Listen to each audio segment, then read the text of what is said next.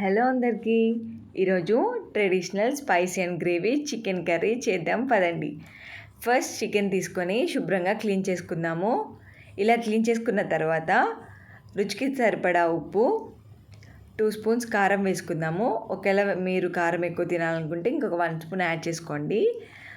1 spoon పసుపు, 1 spoon కొబ్బరి పొడి, 1 టీ స్పూన్ జీలకర్ర పొడి, 1 టీ స్పూన్ ధనియాల పొడి, 1 teaspoon garam masala, 2 spoons అల్లం వెల్లుల్లి పేస్ట్ వేసి ఈ మసాలా మొత్తం కలిసేలాగా ఒకసారి కలుపుకుందామండి. ఇలా కలిపిన తర్వాత చికెన్ని 1 అవర్ లేదా హాఫ్ అన్ అవర్ ఫ్రిడ్జ్లో పెట్టుకుందాము. ఇప్పుడు ఒక కళాయి తీసుకొని 4 స్పూన్స్ ఆయిల్ వేసుకోవాలి.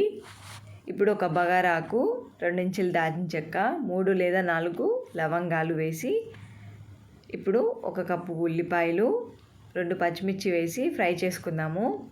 ఇలాగా ఫ్రై అయిన తర్వాత చికెన్ వేసుకోవాలండి. ఇలా చికెన్ వేసి ఒకసారి మనము కలుపుకుందాము. ఇప్పుడు ఒక 10 నిమిషాలు మూత పెట్టుకొని ఉడకనిద్దామండి. ఇలా ఉడికిన తర్వాత 10 నిమిషాల తర్వాత మూత తీసి ఒకసారి కలుపుకుందాము.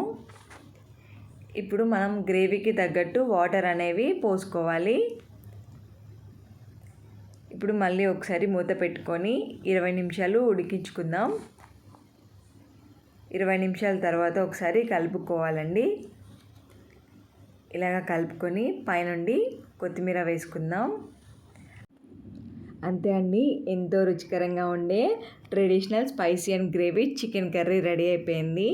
ఈ chicken curry chapati, puri, white rice, bagara రైస్లోకి చాలా చాలా అద్భుతంగా ఉంటుంది. మీరు కూడా తప్పనిసరిగా ట్రై చేయండి. ఎలా ఉందో కామెంట్ చేయండి.